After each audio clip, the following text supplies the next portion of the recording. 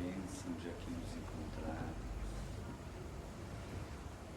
Graças a Teu amor, Senhor, que conduz nossos passos através daqueles seres que nos amam, encarnados ou desencarnados, que nos enchem de exemplos positivos, de estímulos, de amor.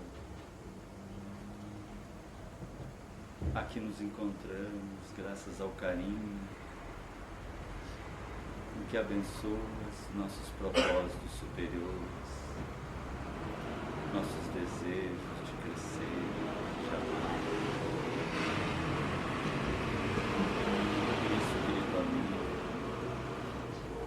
Gostaríamos de realmente te agradecer através de nossa postura íntima, de calma emocional, de serenidade psíquica, a fim de podermos nos abrir a cirurgia dos amigos espirituais em nossos conteúdos psíquicos, em nossa estrutura corpórea. E principalmente, Senhor, abrirmos nosso coração a Teu imenso amor. Que todos que aqui nos reunimos, encarnados desencarnar, possamos sair daqui melhores do que quando aqui entramos. Assim, em Teu nome, em nome do nosso querido patrono, Bezerra de Menezes e sua equipe, que pedimos permissão e na Tua alegria, Senhor, na Tua simplicidade, na Tua sublime humildade,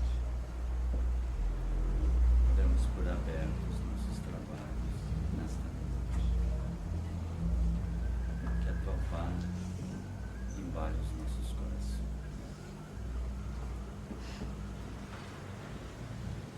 Muito obrigado, Senhor.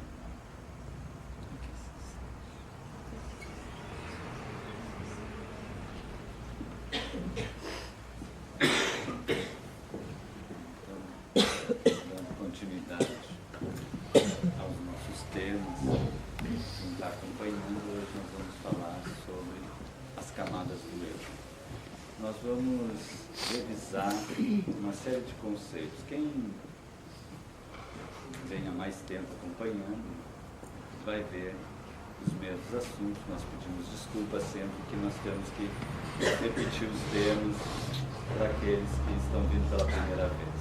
Então, vão ouvir as mesmas piadas, que é o pior ainda, a mesma palestra. Mas para quem está vindo, né, nós vamos tentar recolocar alguns conceitos que a gente vem abordando. Vamos pegar uns pedaços daquela que nós fizemos sobre a visão quântica de saúde para tentar dar um outro gancho nela. Então nós também vamos repetir algumas passagens dali, a gente tentar, dentro daquela ideia, né, de aproximação sucessiva, a gente revisa e dá mais um passinho daí. Então vamos tentar olhar isso. Então, a gente começa com aquele esquema que nós estamos acostumados, né? O esquema da psique.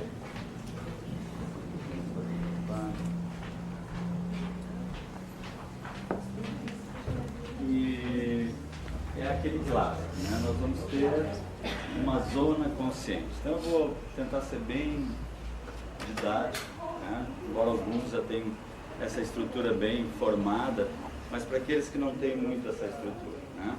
O que é zona consciente? Aquilo na qual, né, essa é uma frase de Jung, né? O que é consciente? Consciente é o que eu sei. Então a partir daí fica extremamente simples, né? Tudo que me perguntarem, e que eu digo que eu sei, né?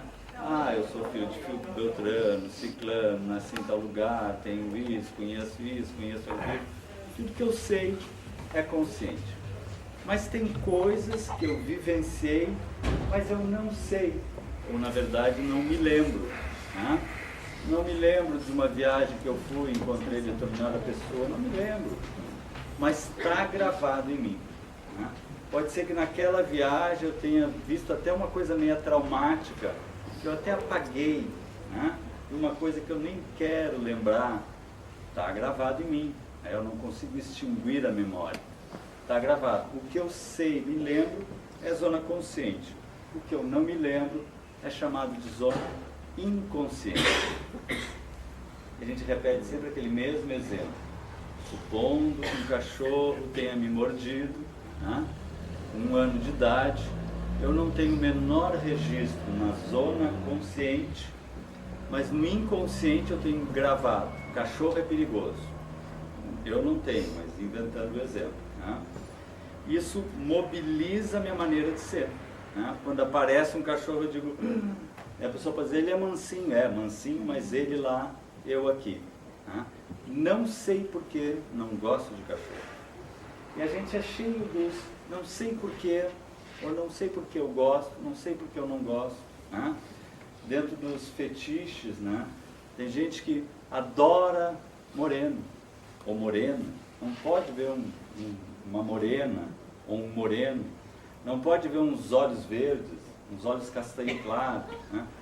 Provavelmente porque em algum momento desta existência, ou de uma existência passada, conviveu com um moreno ou com uma morena, e aquele convívio gerou memórias positivas, prazer, alegria, né? Então sempre que vê uma morena ou vê um moreno, quer reativar aqueles momentos de alegria. Poderia ter momentos aversivos, né? Ah, não gosto de morena, não sei porque loira me dá nos nervos, loira me perturba, morena, porque eu devo ter algum tipo de memória aversiva com aquele processo, né? Tem pessoas que não podem ver um careca que adoram, tem sim, eu espero pelo menos que algum careca em algum momento da existência deixou memórias de alegria, né? Aí vê um careca e diz, que coisa mais agradável, mas então a gente guarda memórias, mas eu não sei porquê. Esse não sei porquê, porque é inconsciente, não consciente. A gente usou ali o presente porque eu posso ter, como a gente colocou, um inconsciente de vidas passadas, das minhas inúmeras existências, memórias que eu trago desse processo. Mas eu, na verdade, sou um espírito puro, um centro coordenando, arquivando e mobilizando essas memórias. Agora vamos repetir, então a gente colocou, né? Vou só pegar pedaços, desculpem, né? Só vou pegar pedaços, quem assistiu vai se lembrar, vai rever, né? Naquela ocasião que nós falávamos sobre a visão quântica de saúde, nós abordávamos a questão da psicoimunoneurologia ou medicina psicossomática, que é a influência da nossa mente, de nós espíritos, ou da nossa mente, na nossa estrutura corpórea. E aí tinha esses exemplos, deu várias pesquisas a partir de 1950 para cá a gente apresentou várias pesquisas. A gente terminou com essa aqui, né? Mais exatamente essa de baixo, ali a de cima era sobre estudantes universitários que tinham processos de desarmonia orgânica em momentos de prova, né? Estresse. Mas essa aqui é a supressão da mitose de linfócitos no grupo de cônjuges estudados 2 a 8 semanas após o acontecimento de luto, que não entrou nessa frase aqui. Mas cônjuges que enlutavam, quem se lembra, né? Ou seja, morreu ele, ou morreu ela, daquele casal que se amava, e até 8 semanas depois, né, eles tinham uma supressão completa da mitose dos linfócitos. O que é isso? Os linfócitos são essas célulazinhas aqui, são as nossas células do nosso sistema de proteção, vamos dizer assim, né? E elas, por exemplo, se entra uma célula estranha, o nosso sistema, que se chama sistema imunológico, vai lá e destrói essa célula. Se eu tenho, por exemplo, uma célula que está se proliferando além do tamanho, os linfócitos atacam ela, né? E todos nós temos constantemente células proliferando normalmente, né? De maneira desorganizadas, e aí o nosso sistema imunológico vai lá e protege, senão nós morremos, né? O que é a mitose? A mitose é a multiplicação. Para que essas células continuem vivendo, elas têm um tempo de vida. Depois, os centríolos, elas têm uma estruturinha, são 9 microtúbulos, né, colocados perpendicularmente. E até uma coisa bem legal, que até hoje é estudado isso, são 9 microtúbulos colocados perpendicularmente, e aí eles migram para a periferia, né, e aí puxam as células e elas se dividem em 2 novas células, né. Isso é a mitose. E depois essa estrutura de centríolo, ela fica de uma célula com um centríolo, né? E a medicina pesquisa até hoje como é que forma-se um novo grupo de 9 microtúbulos, que é o outro centríolo, tipo aparece do nada, né? Então é uma coisa muito interessante. Para quem estuda já a tessitura do campo mórfico, né, que Rupert Sheldrake fala que nós temos que ter uma estrutura energética, um campo mórfico, como nós temos falado, que a doutrina espírita coloca como perispírito, os egípcios lá chamavam de Ka. Então, essa estrutura que pode modelar o aparecimento do nada, de uma estrutura extremamente complexa, de 9 microtúbulos, que são a estrutura de divisão celular, na qual há uma luminescência ali também ainda não entendida, que nos neurônios, Roger Penrose está trabalhando como lapsos de consciência, luminescência dentro dos centríolos. Mas é outra viagem para quem gosta de viajar. Mas então eu tenho essa mitose e aí eu consigo multiplicar as minhas células, multiplicando o meu sistema imunológico, eu continuo vivendo. Mas como o meu amor morreu, paciente enlutado, eu dou a ordem, olha que loucura, eu dou a ordem, não multiplica mais. Por quê? O que eu estou dizendo? Eu quero morrer. Né? Eu quero ir embora com ela, eu quero ir embora com ele. Né? Mas que poder que nós temos de fazer com que, para ter uma ideia, nosso sistema imunológico, nós somos, né, mais de 70% água no corpo. Né? O resto é que é um pouquinho de osso, de pele. 2% do nosso corpo é o sistema imunológico. E todo o nosso cérebro é 2%. Para ver o tamanho do sistema imunológico dentro de nós e a importância dele. Né? E nós fazemos com que todo ele pare de se multiplicar com a disposição de desencarnar. Essa é a vontade. Quando vai aquele amor. Né? Às vezes vai o outro, e aí mesmo que o sistema imunológico fica forte a pessoa, mas é um outro caso. Não é o que eu estou me referindo. Bom, aí nós falamos então sobre essa ideia do fluxo mental, né? Pegando um pedaço, eu pulei, que se lembra dessa palestra, eu pulei uns trechos, né?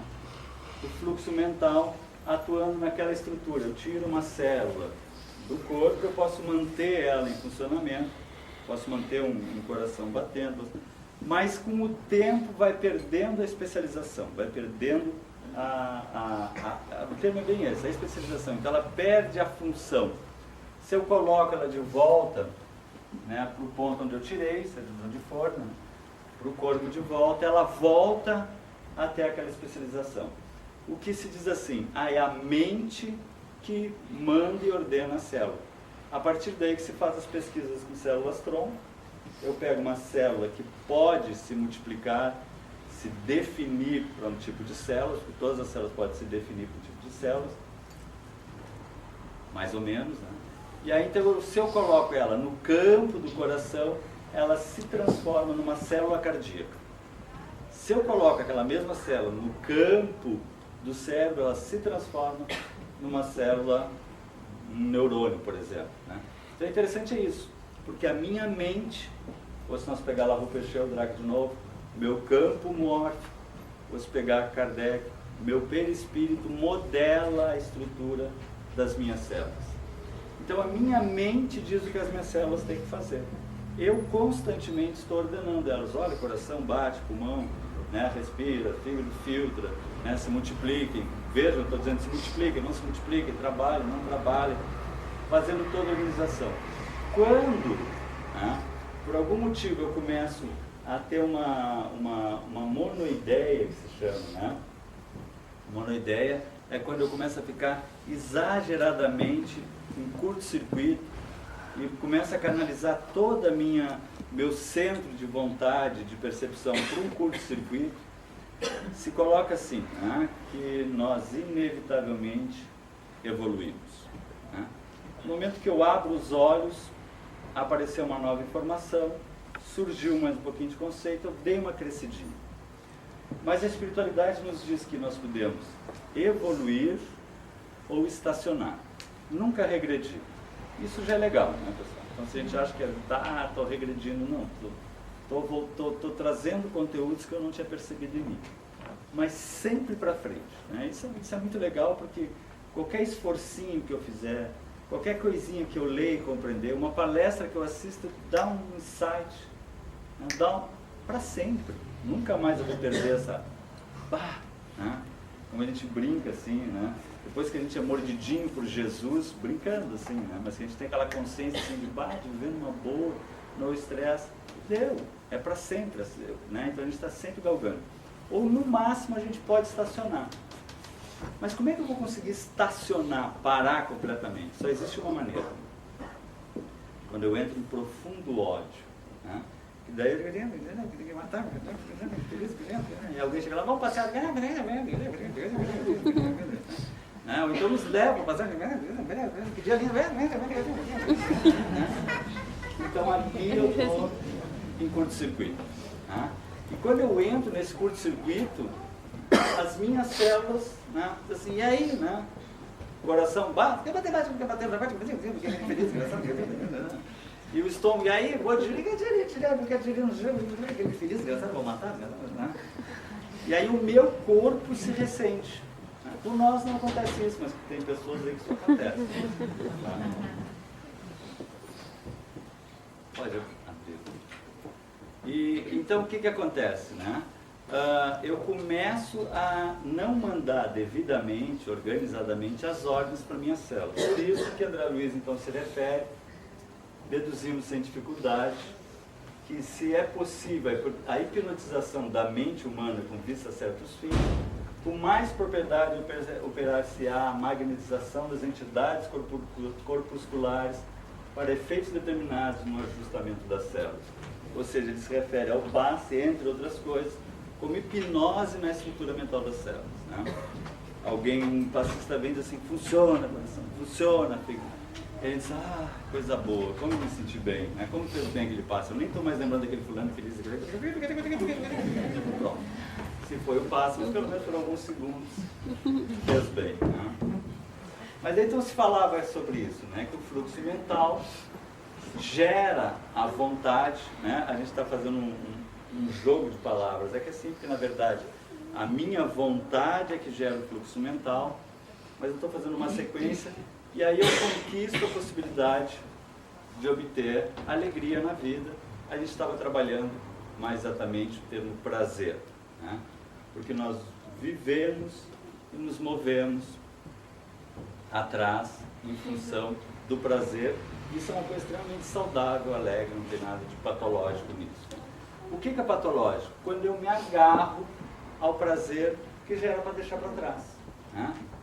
Que André Luiz coloca essa frase: adstrita aos círculos augustos do primitivismo, a vontade, agarrada ao instinto de preservação, faz do espírito o inveterado monomaníaco do prazer inferior. André Luiz, através da psicografia de Chico Xavier, no Mecanismos da Mediunidade. Tem umas cadeirinhas por aqui para quem está em pé. Então o que acontece? Né? Essa busca de prazer, né? De prazer primário, né? Me prende nesse processo. Mas prazer o que é? Prazer amplia o meu fluxo mental. Se a vida está ruim, eu corto o fluxo mental. Tem aqui, tem aqui. Tu abre ele. Então, prazer, né? Eu encho o meu corpo, tá gostoso, né? Tá alegre, né? A coisa tá boa. E aí o coração diz, bate ou não bate? Bate que tá legal, né? Bate que tá bom, né? Filtra que tá legal. E aí a célula se enche de vida, né? Se não tá prazeroso, está horrível, digo, ai, quero sair daqui, quero, né? E aí funciona, não quer funcionar, não funciona, tá horrível, né? Eu diminuo o meu fluxo mental, diminuo a ordem nas minhas células, diminuo a organização de todo o meu organismo corpóreo. Então o que eu vou ter? Prazer gerando a vontade, o processo oposto, né? O prazer me dá vontade de fazer. E aí eu envio bastante fluxo mental para todas as células. Consequentemente, elas vão ter vida abundante, as células vão estar mil.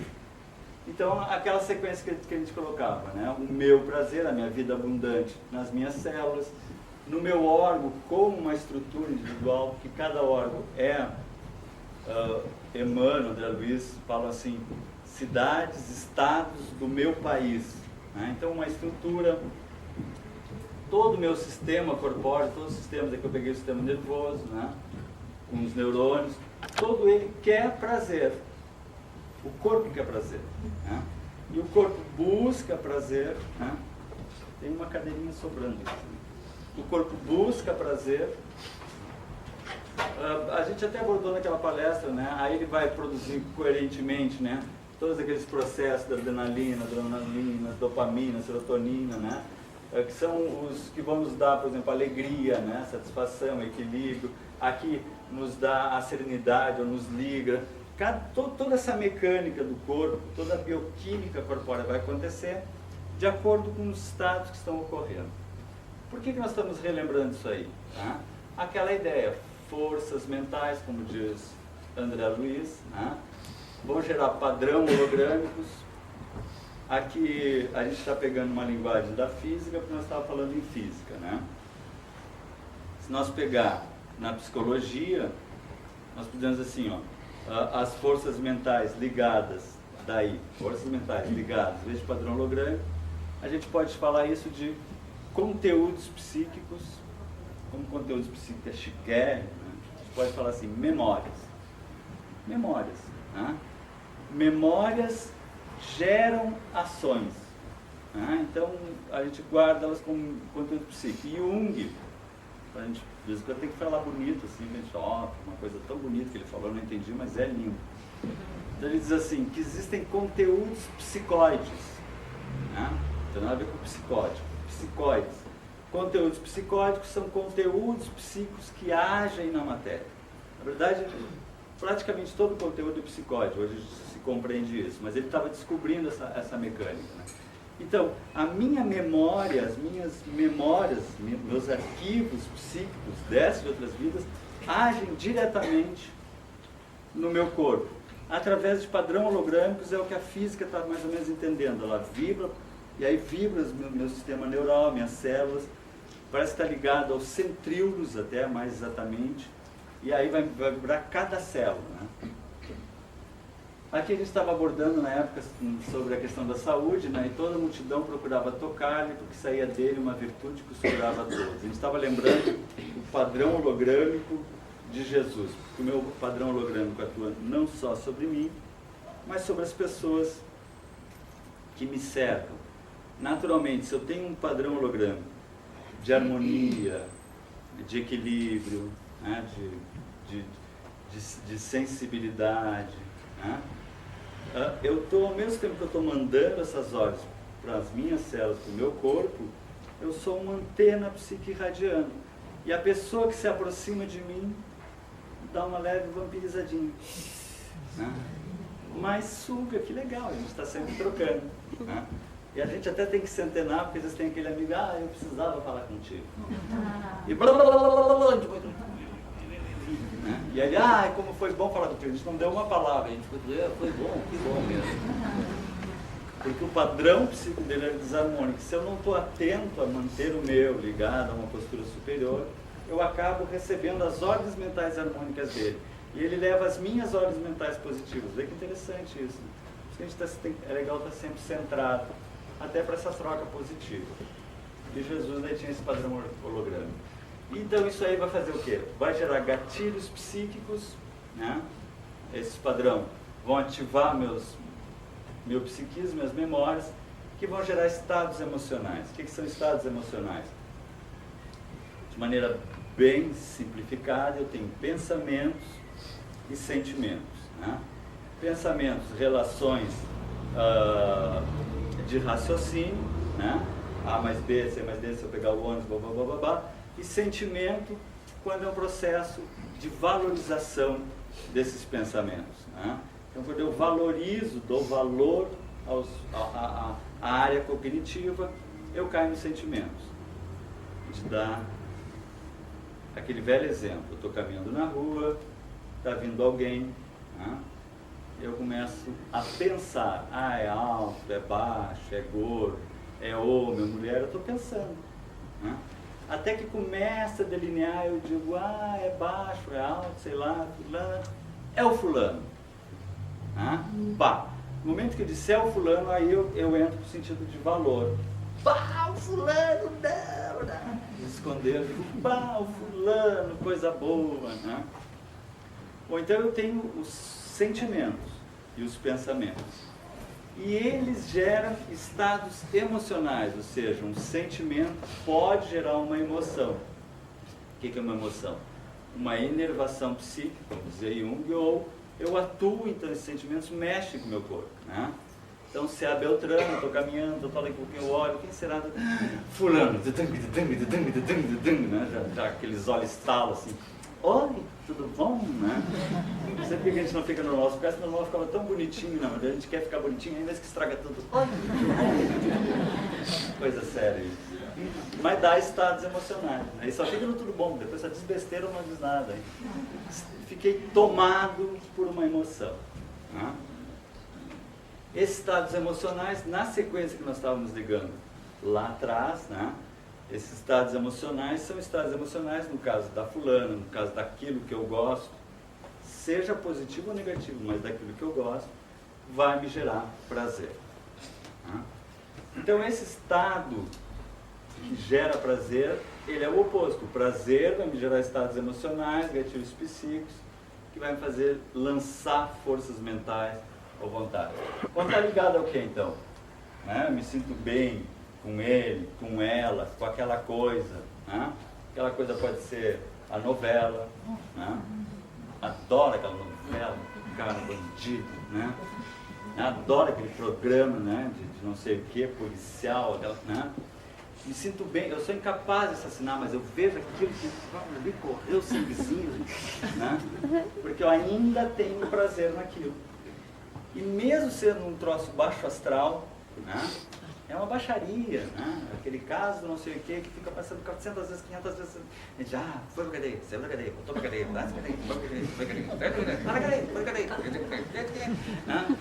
A gente sabe que é uma baixaria tremenda, mas a gente se antena. Se a gente se antena, né? A gente manda fluxo mental. A gente manda fluxo mental, as células ficam boas. Então o que as células falam? Presta atenção. E a gente presta atenção, né? Porque daí eu estou mandando fluxo mental, né? Porque eu estou pensando numa outra coisa mais legal. Né? Mas a célula sabe, aquilo dá prazer, faz ele grudar. Ele fica depois vai deitar assim, Senhor, me dá uma noite tranquila, cheia de paz, de harmonia. Enfim, o corpo. O corpo vai estar me pedindo esse processo. Então, uma mecânica de corpo, estruturas psíquicas, né, atuando no meu proceder. Né? Assim como isso vai gerar prazer para o corpo vai pedir prazer, de uma forma ou de outra. Né? Ele vai me pedir os mais diversos prazeres. A gente acha assim, só comer. Não. Tudo que gera prazer, gera fluxo mental, gera ativação celular, e ele está topando.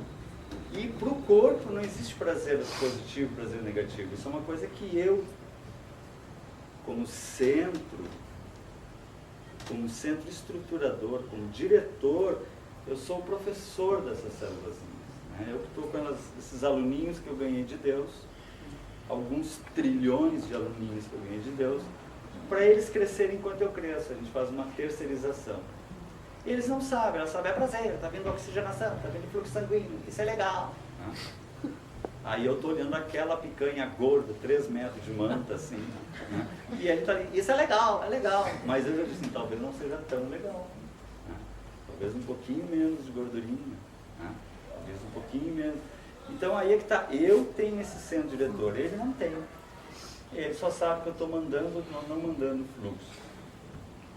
Então quando nós estamos naquele esquema, né, de zona consciente, bababá, nós podemos então acrescentar a estrutura corpórea como uma estrutura atuante, né?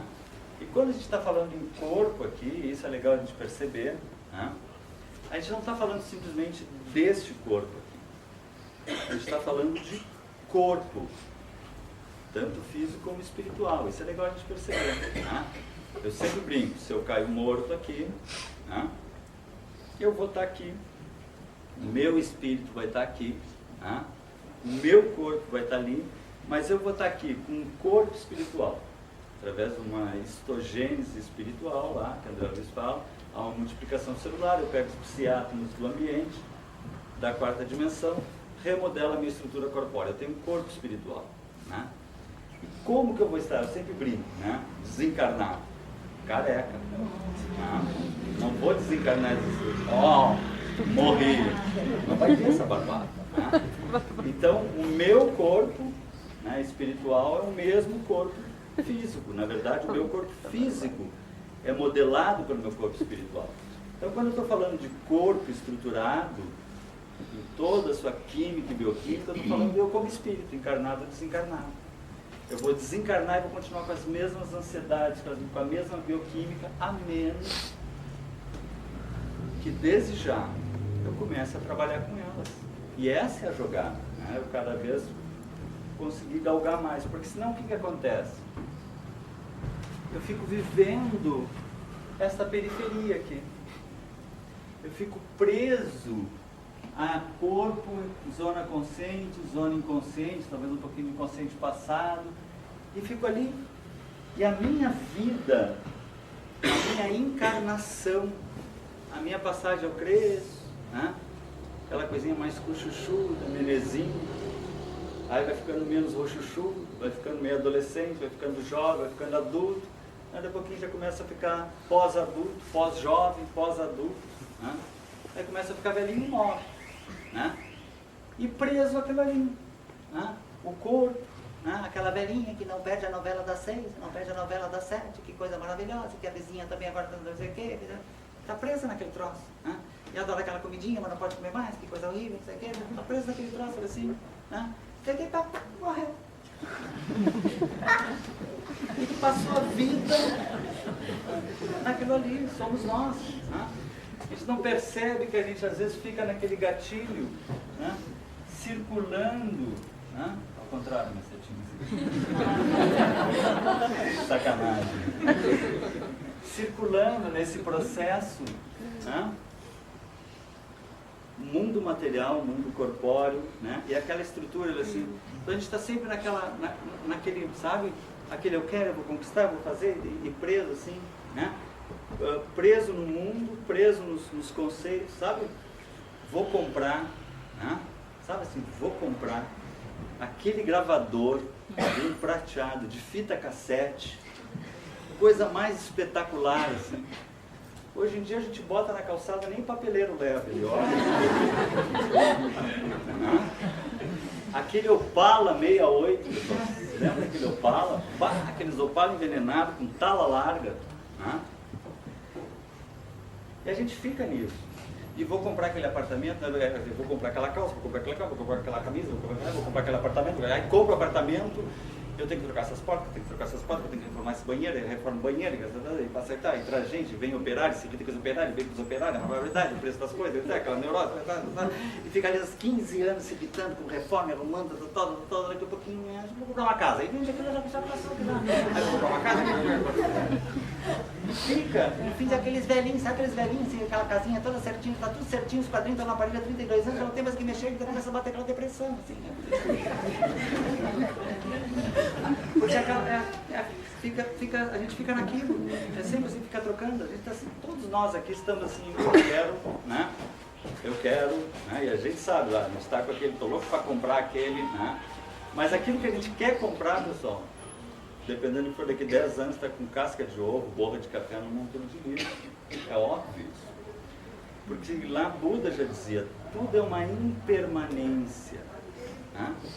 Tudo passa. Aquela coisa maravilhosa agora, depois quando a gente se livra daquela casa que a gente ficou 25 anos reformando, ela é um lixo. A gente já está pensando em outra coisa, incomoda, a gente está pensando em outra coisa. Graças a Deus que é sempre para melhor. Aquele videocassete deu lugar lá, naquele gravador cassete, deu lugar lá a outra coisa, agora é MP3, MP4. Eu estava em São Paulo agora esse fim de semana e aí eu adoro coisa eletrônica, é uma área que eu adoro. Aliás, eu estava o cara mostrando, esse aqui é o MP7. Eu digo, MP quanto? Né? Eu já conheci MP5. MP7, isso aqui tem TV, só falta você ir andando sozinho. Então o MP3 aqui já, né, há muito tempo já não tem mais nem o que falar. Né?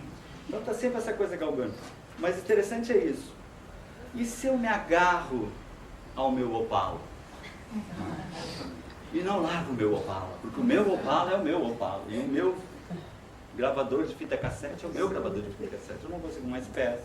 Aquilo não toca mais direito. Né? Mas eu estou agarrado ali. E assim como tem essas estruturas, eu estou brincando com as estruturas materiais, tem as estruturas pessoais. Né? Tudo é impermanente. E tudo é ilusão. Né?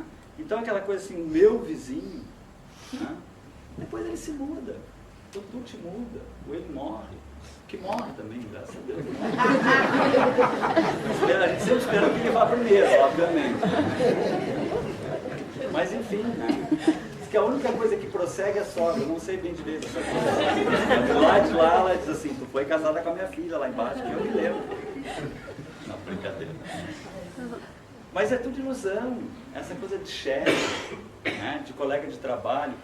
E a gente se agasta, se estressa, enlouquece nisso aqui. Ah, porque o meu chefe, que não sei o quê, porque o meu etapa, porque a casa que eu tenho que comprar, porque o etapa, porque o funcionário que pagou o etapa. E é assim, pessoal. Ah, porque o meu chefe, não sei o quê, porque o meu colega de trabalho, que tem que ficar com o meu vizinho. E perde a vida fechado ali. Né? Preso naquilo ali.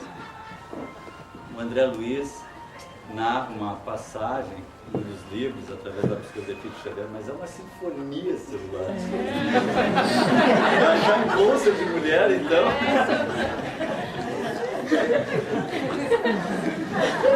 Orquestra de sol maior, tá bom, mas é bonito. O André Luiz narra, não se preocupe, pessoal, isso é a coisa mais normal, esquecer o celular. O André Luiz narra, né, uma passagem em que ele está vindo à Terra para atender umas pessoas. Quem já leu várias vezes as aulas de André Luiz se lembra, né? E eles vão visitar no interior, numa região extremamente paupérrima, uma mãe numa casa de barro, de pau a pique, né? Uma mãe com um filho completamente débil mental na cama, né? E ela passando necessidades, passando dificuldades.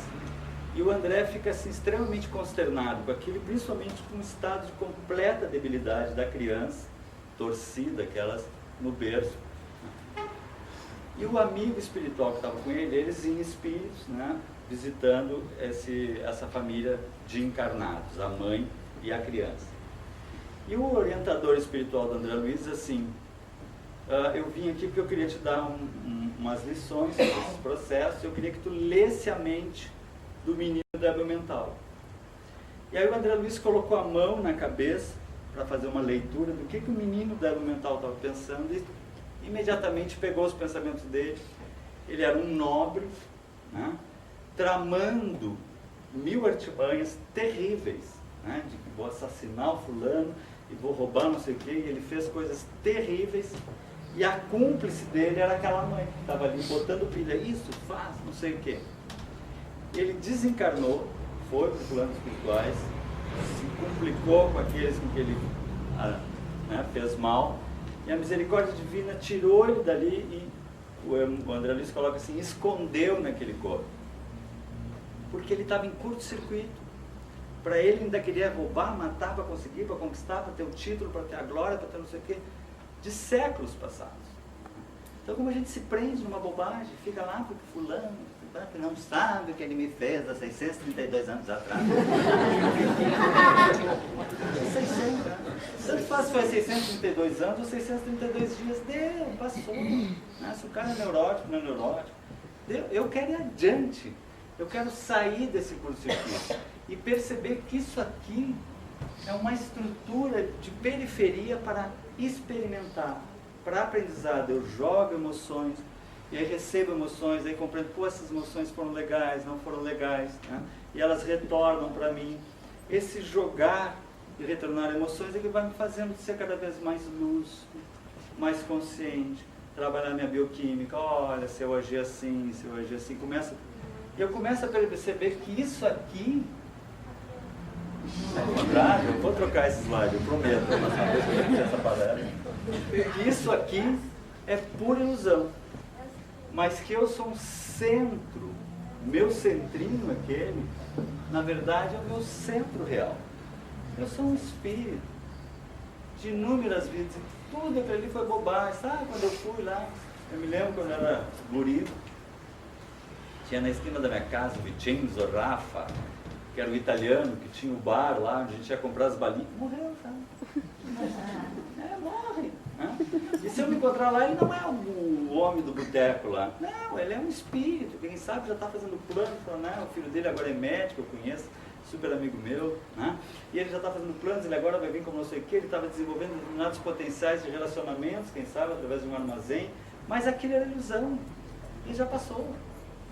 Agora nós somos um espírito eterno. E às vezes nós nos atrelamos a situações, a pessoas, o meu filho, a minha esposa, minha ex-mulher, meu ex-marido, tudo impermanência. Somos espíritos eternos conquistando a nós mesmos. Isso era a introdução da palestra. Eu exagerei na introdução. Em 4 minutos nós temos aquela palestra que vocês conhecem. E aí vem as camadas do eu. A persona. Né? Tudo bem, a gente vai lá com você. Né? Então o que era a persona? As nossas máscaras, né? Então a gente age, né? A partir de máscaras, né? Eu vou voltar só um pouquinho ali para mostrar o que era aquilo ali. Né? Que era assim, ó, né? A gente então é uma coisa muito maior, mas a gente só aparece como um ovinho, né? Que é o ego e a persona. A persona é como a gente aparece, as máscaras que a gente usa no lar, na rua, nos amigos, no trabalho, aonde a gente estiver. Persona vem do teatro grego, né? Aquelas máscaras que eram usadas. Então eu estou na rua, eu boto uma máscara. Eu estou em tal lugar, né? Lembra que a gente sempre brinca, eu estou na casa espírita, eu estou na rua, a gente vem na rua, assim, ali é a casa espírita. A gente entra assim, tem aquele dia ali, tá meio quentinho. Então tá, tchau. Que é aquela máscara de bonzinho, que todo mundo é bonzinho, aquele sorriso, aquela fala mansa, né? Mas isso não é patológico, isso é normal, né? Eu sempre brinco, né? Se eu estou com as minhas filhas lá dizendo, ai, coitadinho, vai ter que sair, eu tenho minhas pitocas lá. Aí eu pego um ônibus do cobrador, olha aqui a passagem. Então eu tenho que trocar a máscara. Filha, não, agora olha a passagem. Eu tenho que adaptar esse processo. Né? Até aí tá legal. Não tá legal quando? Quando eu perco o controle das minhas máscaras, né? Quando eu estou lá sorrindo com um e com o outro, eu fico sério, né? Fico grotesco. Quando eu começo a perder essa percepção ou me identificar, se chama com as minhas máscaras. Então, por exemplo, eu entro na sociedade espírita, aquela coisa de bonzinho, né? Que assim, depois sai, né? E aí eu começo a achar, pô, será que eu sou bonzinho? Né? E começo a achar que eu sou bonzinho, eu começo a achar que eu sou isso, que eu sou aquilo. Então, esses processos de me identificar com a máscara é perigoso, ou de ter elas extremamente quebradas, né? Tu lá, filho, o pai vai ali no bar, só um pouquinho, tipo, no bar, dá um pão. Mas quando... Mas eu estava rindo agora mesmo, por que eu não chego rindo ali? Então, quanto mais eu conseguir manter as minhas máscaras próximas uma da outra, né? Eu sou meio desleixado, como é que é na sociedade? Desleixado, é o meu jeito de ser, né? E aí eu saio. Quanto mais coerente eu for, mais suave vai ser a minha relação e mais real, né? Porque senão eu perco a realidade das máscaras. Depois nós vamos ter, então, a alma, né? Lá do coisa que está ligada à genética, né? A maneira como eu encarno, né? Eu, por exemplo, a minha alma é Rogério, eu sou um espírito, né? Mas eu encarnei como Rogério. E vocês podem ver que a genética favoreceu a minha franja. Genética, né? A questão nível cultural, educação, convivência, né? A questão espiritual, enfim, né? Que é o ego? O que é o ego? A formação de várias estruturas, né? Pais, irmãos, amigos, herói da TV, que eu copio, né? Eu começo lá copiando, como dizia Freud, aparelho é pai e mãe, e vou copiando um por um, né? As estruturas de um por um. Eu vejo, né, lá uma novela, eu já fico, né, querida, o almoço não sei o que, tá pronto, né? Agora eu tocar no assim, ela adorou, né? Essa voz maviosa. Essa aqui faz propaganda. Quando for tricotar nesse inverno, não use qualquer lã, use Allan Kardec. Até a publicidade. Enfim, né, bagunça, eu já estou com pouco tempo aqui. Mas enfim, né, o que acontece? Né? Eu tenho que perceber que são máscaras que eu estou usando. Mas eu não sou isso, eu não sou aquela criatura, eu não sou aquele herói da TV.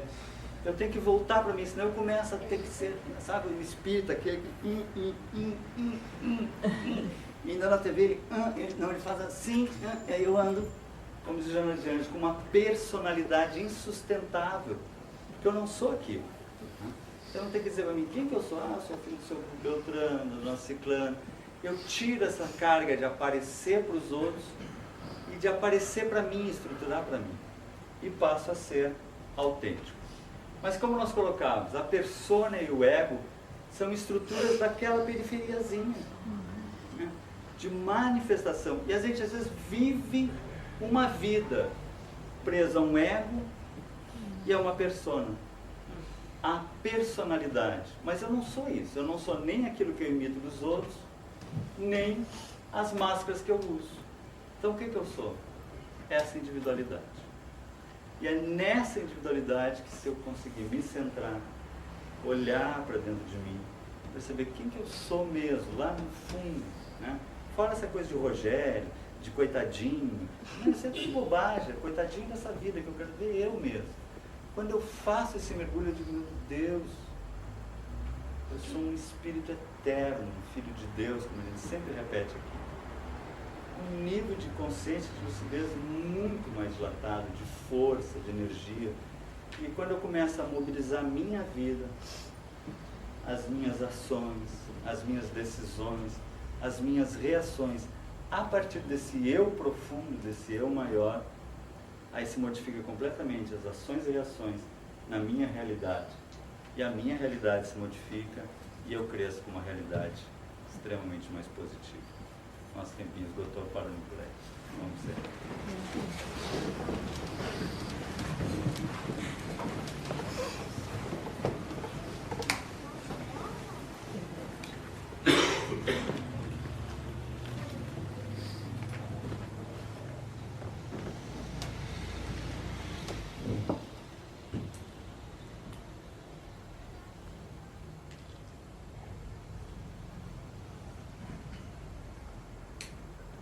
Querido amigo Jesus, como sempre, ao final de nossas atividades, pedimos o teu carinho e o teu amor sobre os nossos lares, nosso cantinho de refazimento, de reestruturação emocional, física, laboratório de nosso espírito. Permita, Senhor, que a tua luz se derrame em nossos lares, retirando todas as cargas, miasmas, formas, pensamentos desarmônicas, que em nossa caminhada de aprendizado natural tenhamos deixado. Limpa, Senhor, a psicosfera de nosso lar e renova com a tua luz, com o teu prana de amor sobre os nossos entes queridos, mesmo aqueles que ainda não te compreendem, Senhor. Derrama o teu amor, teu carinho, para que tenham aquele desejo de se expandir, de sorrir, de crescer. E sobre nós, querido amigo, nos faz simples, nos faz capazes de saborear a vida, caminharmos tranquilos. Diminui nossas exigências descabidas e harmoniza a nossa caminhada, que é a caminhada para o nosso crescimento é nessa luz. Que nós possamos caminhar, Senhor, sempre com teu amor em todos os nossos pensamentos, ações e decisões. E a serenidade sublime de tua paz no centro de nosso ser, em nossos corações. Muito obrigado, Senhor, e que assim seja.